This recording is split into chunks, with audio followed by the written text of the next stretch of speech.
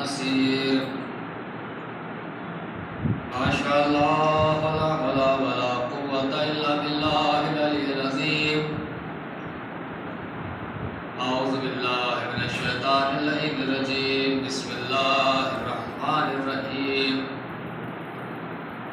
अल्हम्दुलिल्लाहि रब्बिल आलमीन। अस्सलातु वस्सलामु अला सय्यिदिल मुरसलीन सय्यदना शफीअना हबीबना नबीना व तबीब कुलूबना महबूब रब्बिल मग़रबैन जद्दिल हसन वल हुसैन मौलाना मौला सकलैन अबिल क़ासिम मुहम्मद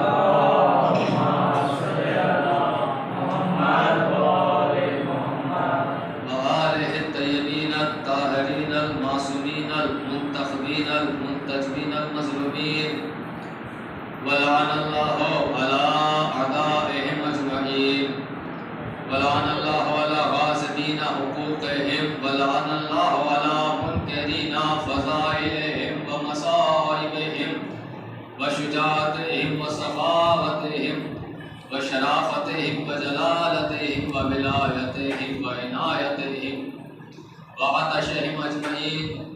अम्मा बाद फ़क़द क़ाल अल्लाहु तआला क़ौलहुल हक़। बिस्मिल्लाहिर रहमानिर रहीम। कुल इन कुंतुम तुहिब्बूनल्लाह फत्तबिऊनी युहिब्बुकुमुल्लाह व यग़फ़िर लकुम ज़ुनूबकुम वल्लाहु गफ़ूरुर रहीम। सल्लल्लाहु अलैहि वसल्लम। मोहतरम अज़दारान मज़लूम करबला, पुरसदारान सय्यदुश्शुहदा, मातमदारान क़तील अर्ज़ करबला, आगाज़ मुहर्रम है, आगाज़ अज़ा है, आगाज़ गिरिया है, आगाज़ मातम है। हुसैन आपके और हमारे मेहमान बन चुके हैं और किसी की मेहमान नवाजी कैसे करना है ये हर फर्द जानता है। किसी को कुछ सिखाने की बताने की ज़रूरत नहीं है कि अगर मेहमान आए तो क्या सलूक किया जाए। जो कायनात का सबसे अजीम मेहमान है वो हमारे यहाँ आया हुआ है और ये ऐसे आया कि इसने ना तो हिंदुस्तान वालों का दिल तोड़ा वहाँ भी आया, ना इसने पाकिस्तान वालों का दिल तोड़ा वहाँ भी पहुँचा, ना इस दुनिया में कहीं पर भी इसने किसी का दिल नहीं तोड़ा। एक ही वक्त में ये पूरी दुनिया में मेहमान हो गया। क्यों ना हो, जब इसका बाप एक वक्त में 40 जगह पर पहुँच सकता है तो हुसैन सर कटा के पूरी दुनिया में एक वक्त में क्यों नहीं पहुँच सकता है। अच्छा, ताज्जुब ये होता है अगर हम कहें अली 40 जगह थे तो लोग शक की निगाहों से देखते हैं। एक वक्त में अगर अली 40 जगह है, बहुत आराम से जुमला कह रहा हूं मैं, अगर मैंने पढ़ा कि एक वक्त में अली 40 जगह मौजूद होते हैं तो लोगों ने यूं शक से देखा।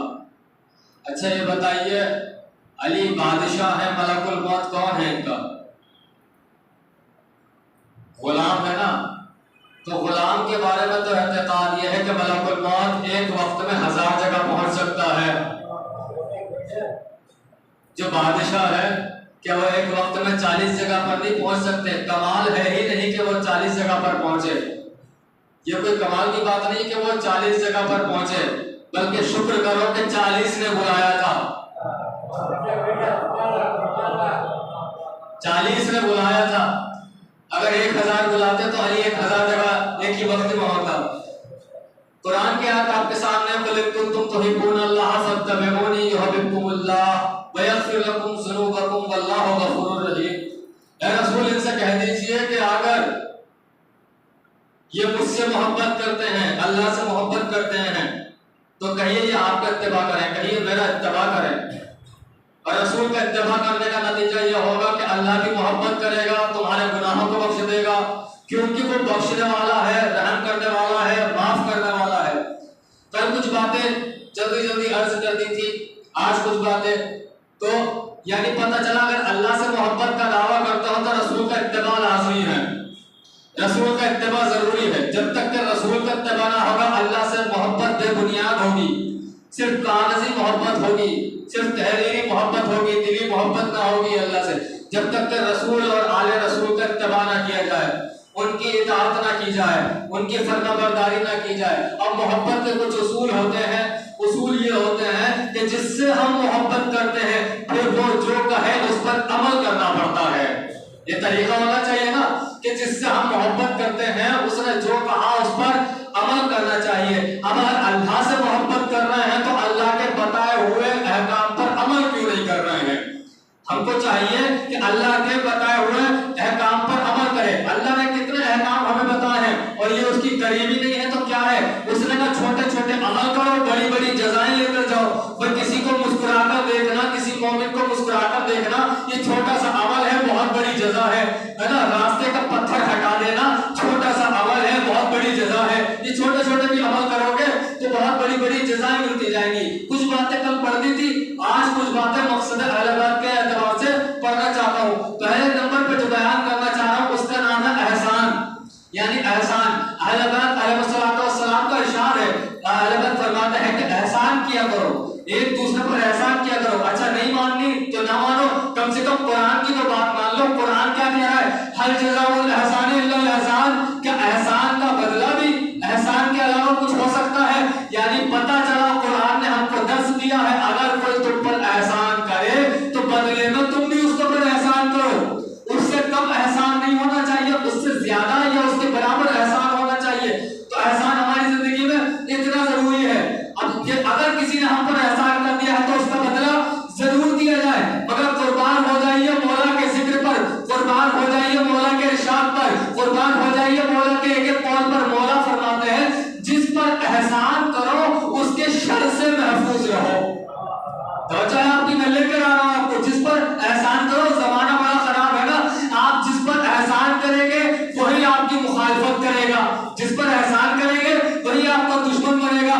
मौला ने कयामत तक नजर रखी और इरशाद फरमाया कि जिस पर एहसान कर रहे हो उसके शर से महफूज रहो, उसकी बुराई से बचे रहो। यानी पता चला एहसान इसलिए ना करो कि एहसान का बदला चाहिए, एहसान करके भूल जाओ। अगर बदला चाहते हो तो वो बदला नहीं देगा बल्कि बुराई देगा, इसलिए मौला ने कहा कि उसकी बुराई से बचे रहो, उसकी हरकतों से बचे रहो। एहसान बहुत बेहतरीन चीज का नाम है, इतनी जरूरी चीज है एहसान। जब आप किसी को पर एहसान करते हैं ना तो वो चाहे आपको एहसान का बदला दे या ना दे, मगर अल्लाह कहता है इसने मेरे लिए एहसान किया है लिहाजा इसके एहसान का बदला मैं दूंगा। जो इसने अमल किया है मैं लेकर आ रहा हूं आपको, इसके एहसान का बदला मैं दूंगा। अब मैं आपको एक वाकये के जरिए समझाता हूं कि एक घर है, उसमें एक शौहर एक जोजा और इनकी उम्र जो है ज्यादा हो चुकी है, अकेले रहते हैं, बच्चे वगैरह नहीं है, उम्र ज्यादा हो गई है, ज़ईफ़ी का आलम है। और शौहर रात को सो रहा था ख्वाब में, अभी देखिए नतीजा पेश करने जा रहा हूं। जब शौहर सो रहा था तो उसने ख्वाब में देखा कि कोई आया है, उसके सामने कोई नूरानी शक्ल वाला आया है। ये कोई और नहीं आया था, आने वाला फरिश्ता था। ये आया, आने के बाद इसने कहा भाई देखो अल्लाह तुमको कुछ देना चाहता है। क्या देना चाहता है? तुम्हारी जो जिंदगी है ना उस जिंदगी में अल्लाह चाहता है कि आधी जिंदगी पैसों वाली हो और आधी जिंदगी गरीबों वाली हो। नतीजा सुन लीजिएगा इसका कि आधी जिंदगी पैसों वाली हो, आधी जिंदगी गरीबों वाली हो। तो कहने लगे बोले भाई ऐसा तो मैं जवाब नहीं दे सकता, भाई बीवी भी है घर में और जाहिर सी बात है शादीशुदा इंसान अकेला फैसला नहीं ले सकता है, वो जरूर पूछता है। तो कहने लगे मैं कल पूछता हूँ। अब ये ख्वाब से बेदार हुए, इन्होंने बीवी से कहा, बीवी ने सोचा कि भाई क्या किया जाए, एक काम करो वो जो पैसे वाली जिंदगी है ना, अमीरी वाली जिंदगी, वो पहले मांग लो, कुछ जमा हो जाएगा ना तब तक, वो पहले मांग लो। और जो गरीबी वाली जिंदगी है वो हम बाद में बुढ़ापे में गुजारा कर लेंगे। कहने लगा अच्छा। अब ख्वाब में भी फिर सो गए, फिर ख्वाब में वही फरिश्ता आया। आने के बाद बोले क्या हुआ, फैसला लिया? कहा बीवी ने कहा है और हमने फैसला लिया है कि आधी जिंदगी शुरू वाली पैसों वाली होनी चाहिए और आधी जिंदगी आखिर वाली तो हमारी मुफलिसी वाली होनी चाहिए। कहने लगे ठीक है, कल से तुम्हारी पैसों वाली जिंदगी शुरू हो जाएगी। अब बस इतना हुआ कि जागने के बाद इनकी जहां से पेमेंट रुकी हुई थी वहां से आना शुरू हो गई, इधर से पैसा आने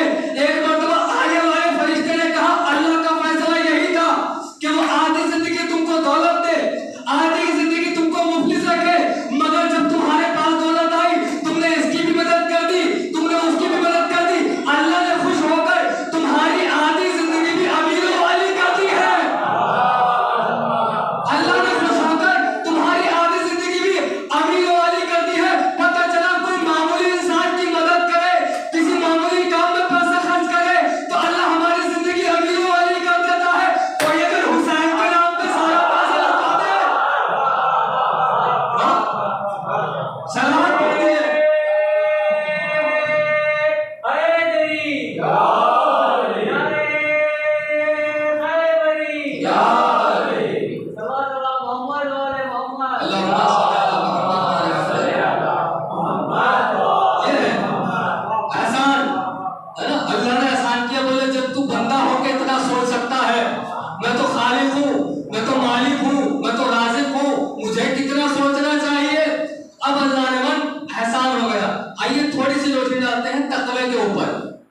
तकवा। कुरान भी कह रहा है कि तकवा इख्तियार करो, है ना। और वो इंसान खुद को अली का चाहने वाला कहना छोड़ दे जो मुत्तकी नहीं है। क्यों अजान में नहीं कहते हो इमाम अल मुत्तकीन? मौला किसके इमाम है? मुत्तकियों के इमाम है ना, मुनाफिकों के नहीं है, मुशरिकों के नहीं है, मुत्तकीन के इमाम है। तकवा इख्तियार करो हर काम में। तकवा तकवा क्या होता है? तकवा ये होता है पूरी दुनिया को डराना, फकत अल्लाह से डरना। सुना दूं एक जुमला, सुना दूं। एक कॉन्फ्रेंस में जब ईरान में आगा खामनेई अपनी तकरीर कर रहे थे, जुमला याद आ गया मुझे। एक बच्चे ने कान में आके पूछा कि आगा ये बताइए पूरी दुनिया क्यों डरती है आपसे? बताइए कौन सा मुल्क है जो डरता नहीं है ईरान से? एक फितरा को क्या भाई डरता नहीं है, कौन सा ऐसा मुल्क है? सब मुल्क डर रहे हैं ना। हमला तो कर रहे हैं मगर डर डर के, है ना। हमला तो करते हैं मगर डर डर के। वो मुस्कुराए, मुस्कुराकर उन्होंने माइक पर उस बच्चे का सवाल दोहराया कि इस बच्चे ने मुझसे पूछा है कि सारी दुनिया आपसे डर रही है, ऐसा क्यों है? उन्होंने एक ही जवाब दिया। उन्होंने कहा हम खुदा से डरते हैं ना, फिर हमें किसी से डरने की जरूरत नहीं होती है। तो अल्लाह से, ये तकवे का नाम है। तकवा अल्लाह से डरो। कोई भी बुरा काम करने से पहले सोचो कि वो देख रहा है जो हर वक्त देखता है। इमाम के जमाने का वाक़या सुना देता हूँ आपको। छठे इमाम, इमाम जाफर सादिक अलैहिस्सलाम।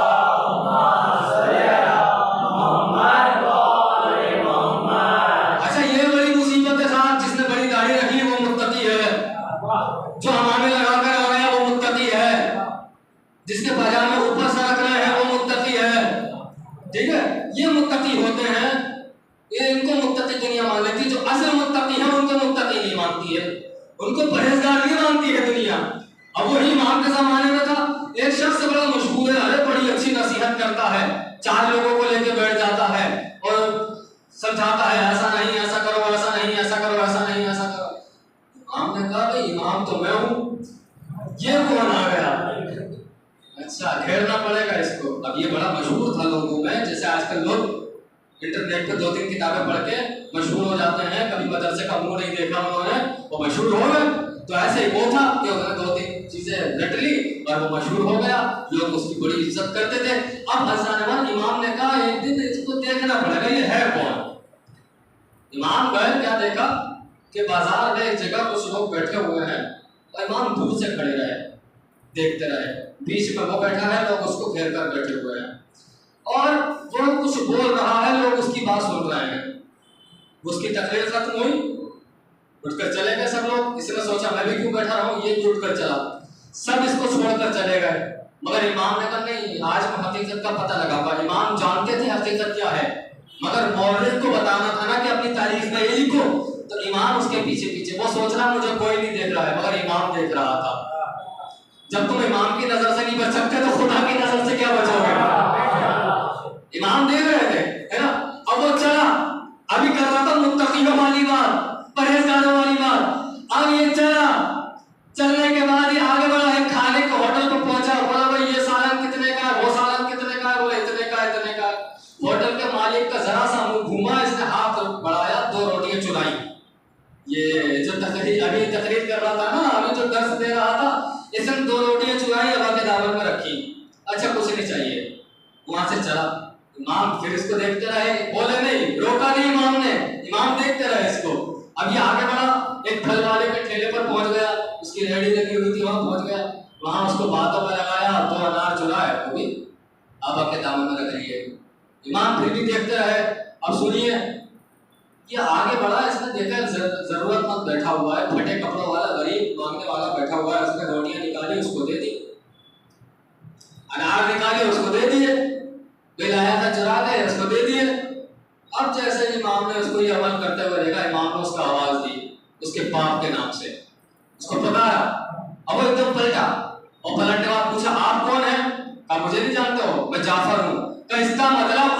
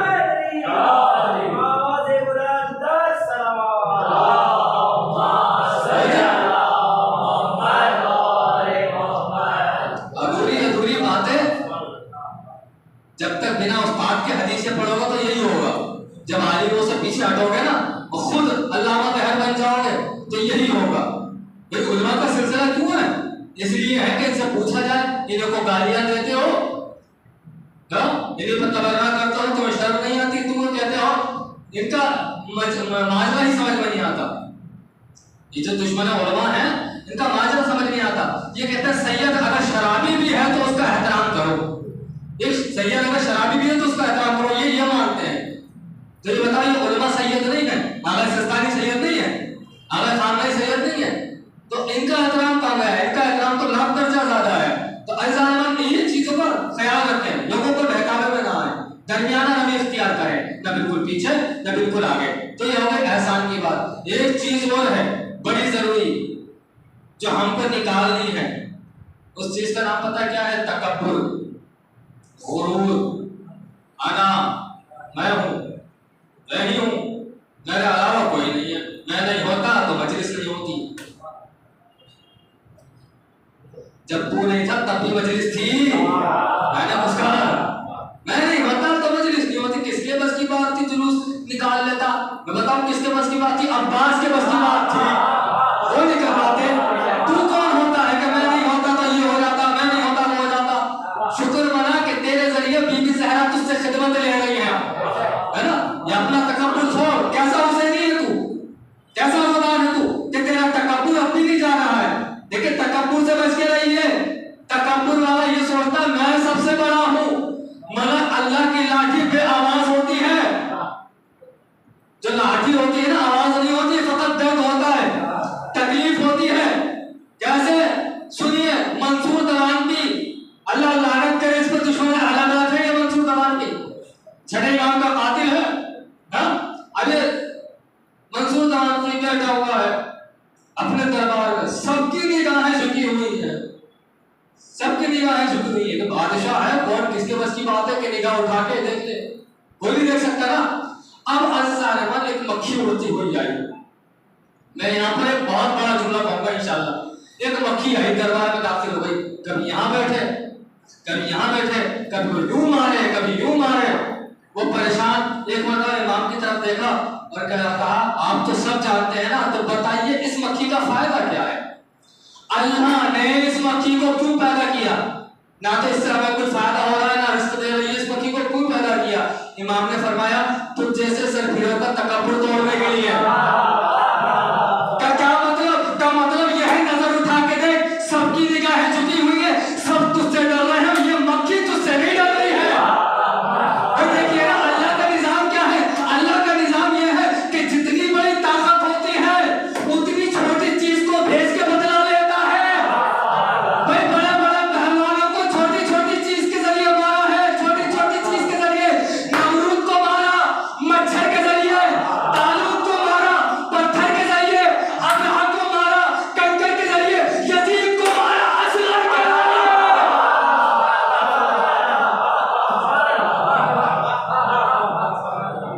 सलाम पढ़ने को मोहम्मद आले मोहम्मद।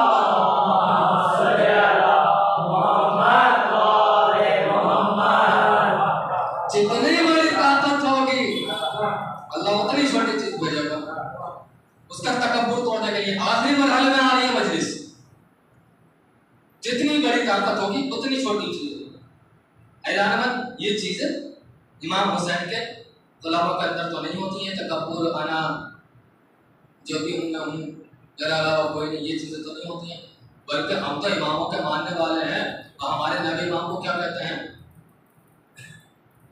उनका लक़ब क्या है? जवाद। जवाद किससे बना है? जूद से। जूद क्या है? अता करना। हुसैनियों का जो अमल है वो अता करना है, किसी का छीनना नहीं है। हम तो आज भी उस पर लानत करते हैं जिसने बीबी का छीना था, है नहीं है? जिसने बीबी का छीना था। हम तो देने वाले हैं, हम लेने वाले नहीं है, हम छीनने वाले नहीं है। अज़ान हुसैनियों का ये अमल होना चाहिए कि वो सखावत करें। बस आखिरी मरहले में बैठ सखावत करें। क्योंकि इमाम से जब पूछा गया तो इमाम से मौला ये बताइए आप खुद तो परेशान रहते हैं, दूसरों को क्यों देते हैं? इमाम का क्या जवाब था? जब अल्लाह हमको देने में कंजूसी नहीं कर रहा तो हम तुमको देने में कंजूसी क्यों करें? तो यही सोच के किसी की मदद करें कि जब अल्लाह देने में कंजूसी नहीं कर रहा है तो हम किसी को देने में क्या कंजूसी करें। सखावत बहुत बड़ी चीज का नाम है सखावत। अब मैं यहाँ पर रुककर आपको समझाना चाहता हूँ कि सखावत है क्या। हुसैन कितना बड़ा सखी है मालूम है, कितना बड़ा सखी है। पहले तो आप ये समझ लीजिए कि ज़ियारत इमाम हुसैन का बड़ा सवाब है ना, वो सवाब है ना। जब पूछा गया एक मासूम से 8वें इमाम अली रज़ा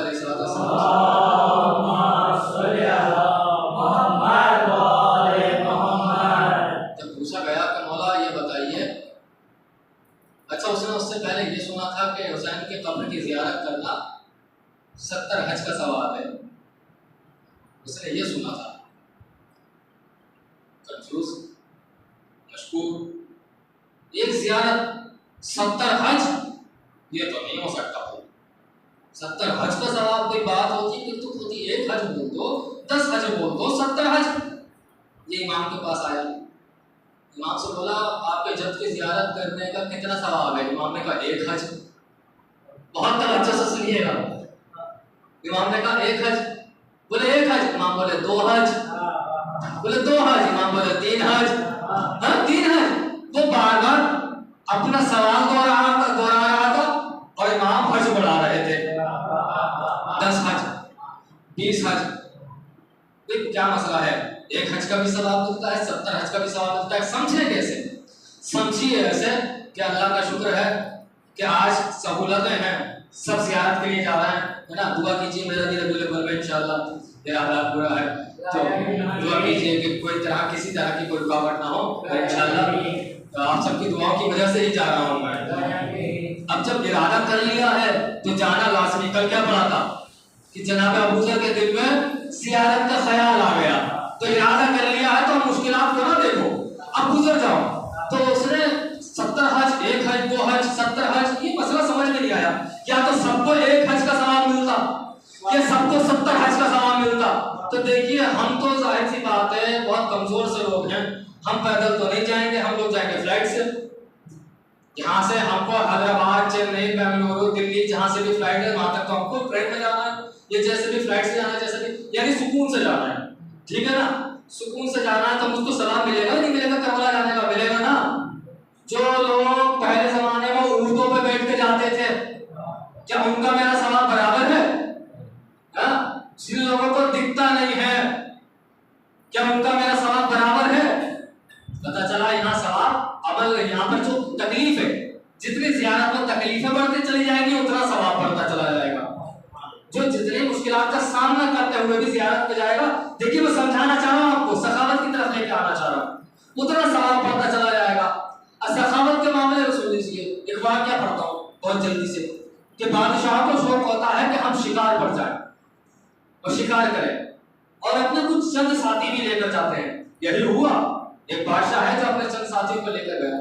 अल्लाह को एक मंजर दिखाना था, एक जबरदस्त तूफान आंधी आकर घेर गई और ऐसी आंधी कि बादशाह अलग हो गया, लश्कर जुदा हो गया।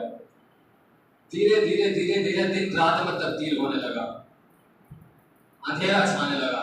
अब बादशाह ने जब देखा तूफान रुकने के बाद कि मैं तो बिल्कुल अलग इलाके में आ गया, यहाँ ना मेरा वजीर है, ना मेरा मुशीर है, ना मेरा सिपाही है, ना मेरा सैनिक है, कोई है नहीं, मैं अकेला हो गया, मैं हूँ, मेरी सवारी है। अब क्या करें? रात का अंधेरा। सखावत याद रखिए और याद रखिए, इमाम हुसैन की कब्र की ज़ियारत करने का अगर 70 हज का सवाब मिल रहा तो कोई कमाल की बात नहीं है, कोई कमाल की बात नहीं है। देखिए बहुत गहरा नतीजा आने वाला है। अगर 70 हज का सवाब मिल रहा है कोई कमाल की बात नहीं है। अब ये बादशाह जब अंधेरा हो गया तो इसने देखा कि अब कहाँ जाऊं। अचानक इसे दूर से कहीं धुआं दिख रहा है। इसने कहा धुआं है तो आग भी होगी।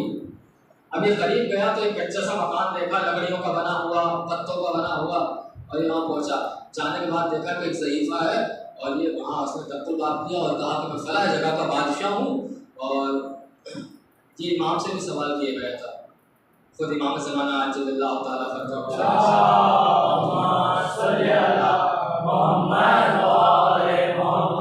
ये मिसाल मेरी मिसाल नहीं है, इमाम ने दी है मिसाल।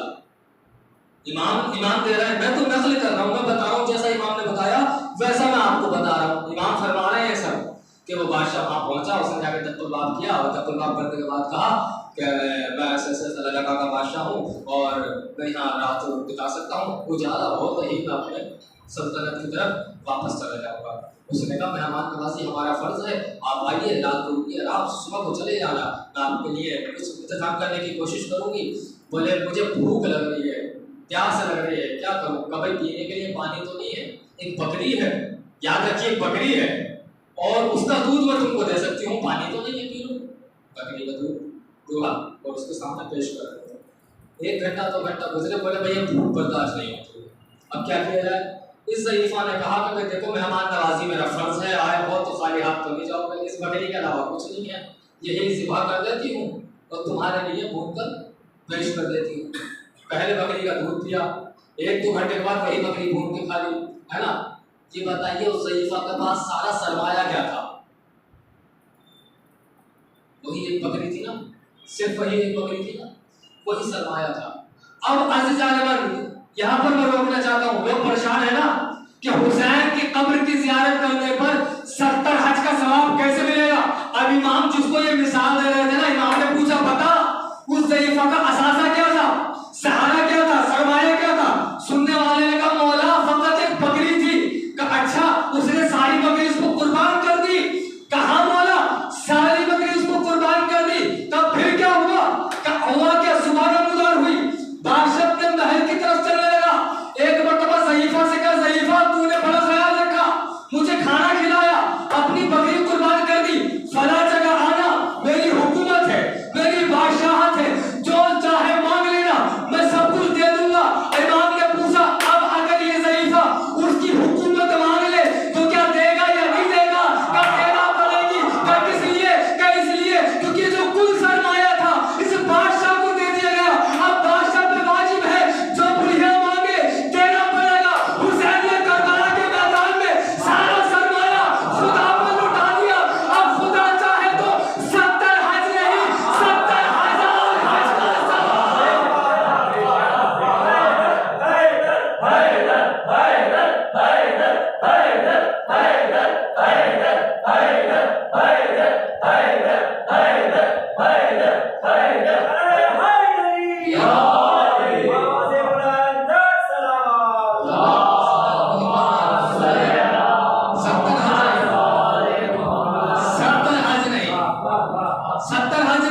अगर अल्लाह चाहे 70,000 7 लाख 70 लाख, अल्लाह की कुदरत से तो खाली नहीं है। निजाम तो यही है ना कि जिसने हम पे अपना सब कुछ लुटा दिया, अब हम उस पर अपना सब कुछ लुटा दे। अल्लाह ने कहा हुसैन जब तूने सब कुछ लुटा दिया तो मैं क्यों ना लुटाऊं? हाँ सब कुछ लुटा दिया था, और सब कुछ लुटा दिया, इसी माह मुहर्रम में लुटाया, इन्हीं दिनों में लुटाया। इस्लाम इतना परेशान कि यजीदियत के पंजे में जकड़ा हुआ है और कोई तबीब नहीं है, मगर एक तबीब है जो मदीने में था, वो इस्लाम को बचाने करबला तक आया और कहा इस्लाम परेशान ना हो, मैं तेरा इलाज करूंगा। उस तबीब ने कहा मैं तेरा इलाज करूंगा, तुझे सीने में तकलीफ है, अकबर का सीना ले ले, तू अगर बेसाया है तो ज़ैनब की रिदा ले ले, तू अगर गमशीन है तो असला तेरे ऊपर निसार कर दूंगा। हाँ आज मुहर्रम की 1 तारीख हो गई, कल 2 मुहर्रम है, मेरा गरीब कल गुजरने के लिए करबला पहुंच जाएगा। अब जल्दी जल्दी वो दिन आ रहे हैं जिसमें सकीना भी यतीम होने वाली है और सुगरा भी यतीम होने वाली है। कल जब चांद नमदार हुआ तो ये करबला वालों ने सफर में ये चांद देखा है, मगर सुगरा ने मदीने में ये चांद देखा है। जब चांद पर नजर पड़ी तो एक मर्तबा दुआ के लिए हाथ उठाए सुगरा ने, तड़प के कहती है मेरे आका, मेरे माबूद, मेरे अल्लाह, मेरे पालने वाले, ये कैसा चांद है? इससे पहले तो कभी मुहर्रम का चांद देखा तो कभी दिल ना घबराया, आज जिगर फटे जा रहा है, आखिर ऐसा क्या हो गया? अचानक याद आया मेरा पापा सफर में मेरा पापा सफर में गया है। तड़प के कहती है मेरे अल्लाह तेरा दीन बचाने मेरा बाप गया है, मेरे बाबा की खैर हो, उसकी हिफाजत करना। अल्लाह आप रोने लगे ना, हाँ हाँ हाँ यही हम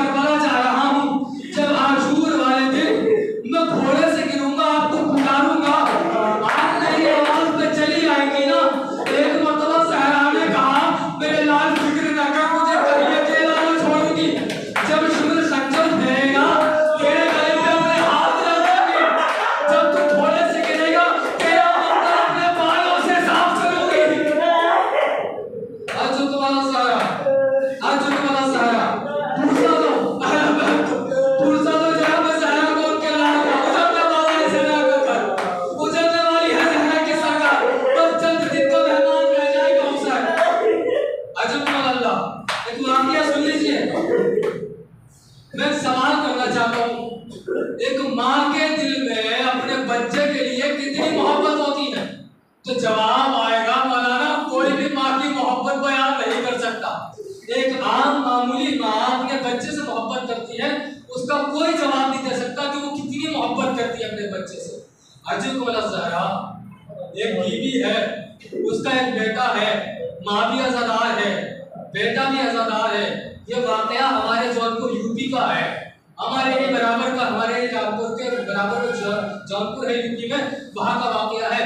ये जो बेटा है ना, ऐसा अज़ादार है, जब भी मुहर्रम का चांद नमूदार होता था तो ये चौराहे पर खड़ा हो जाता था, पानी की सबील लगाता था और पानी की सबील लगा के एक आवाज देता था, बेनामे हुसैन पानी पी लो, प्यासे प्यासों की याद में पानी पी लो, आओ असगर की याद में पानी पी लो, आओ सकीना की याद में पानी पी लो, आओ कासिम की याद में पानी पी लो। जिसका अमल होता था ये रोजाना ये हमेशा पानी की सबील लगाता था। और ये तारीखें कुछ मशहूर होती हैं। 8 मुहर्रम को बहुत ज्यादा पब्लिक आती है, बहुत ज्यादा आवाम आती है, तो बहुत ज्यादा लोग आते थे। ये बड़ा खुश होता था कि आज मैं पानी पिला रहा हूँ तो कितने लोग आ गए पानी पीने के लिए, हुसैन के नाम पर कितने लोग आ गए। मगर अज़ादारों एक मरतबा एक हादसा हो गया, ये बच्चा अपने घर की छत पे चढ़ा, अचानक इसका बैलेंस खराब हुआ, ये नीचे गिरा। अब जब नीचे गिरा तो आवाज आई कि ये बच्चा मर गया है, ये नौजवान मर गया है। अब पूछिए उस माँ से जिसका ये बच्चा था, वो तड़प कर आई, अपने बच्चों को उठाया, अपने बच्चों को गुस्ल कफन दिया, दफना दिया। दफनाने के दूसरे दिन मुहर्रम का चांद फलक पर नमूदार हो गया। एक मरतबा तड़पी और तड़प के कहती है, मुहर्रम के चांद तू आ गया, मेरा बच्चा पानी पिलाता था, अब उसकी जगह मैं सबील लगाऊंगी, मैं पानी पिलाऊंगी। मुहर्रम का चांद नमूदार हुआ।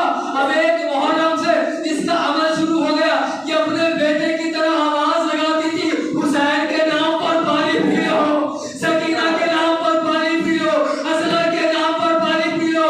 एक मुहर्रम से 10 मुहर्रम तक मुसलसल ये पानी पिलाती रही। इसने अपने बच्चे को याद ना किया था, इसको बच्चे की याद आई। अज़ादारों 10 मुहर्रम आई, एक मरतबा माँ की ममता ने जोश मारा, दिल तड़पने लगा, कहने लगी अब तो हुसैन मर गया है, मैं अपने बच्चे की कब्र पे जाऊंगी। ये कब्रिस्तान की तरफ चली, इसने क्या देखा, जहां उसके बच्चे की कब्र थी वहां पर कोई काले बुर्के वाली उसकी कब्र पे दोनों हाथ रख के बैठी हुई थी और उसके लिए दुआएं कर रही थी। इस माँ ने कहा ए ज़रीफ़ा, शायद आपसे गलती हो गई, ये आपके बेटे की कब्र नहीं है, ये मेरे बेटे की कब्र है, आप चलिए जाइए, ये मेरे बच्चे की कब्र है। वो उठी, उठने के बाद कहा हाँ ये तेरे बच्चे की कब्र है, मगर जिस दिन तूने मेरे बेटे को याद किया, तेरे बेटे को याद किया। हाँ अज़ादारों, जब ज़हरा के दिल में एक दूसरी माँ के बच्चे की इतनी मोहब्बत है, हाय अब्बास की मोहब्बत कितनी होगी, हाय हुसैन की मोहब्बत।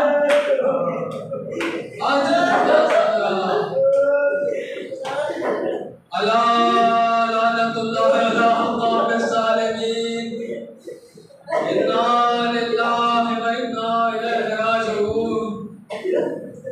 लाहि वहक ज़हरा व बिहा व बालिहा व बनिहा।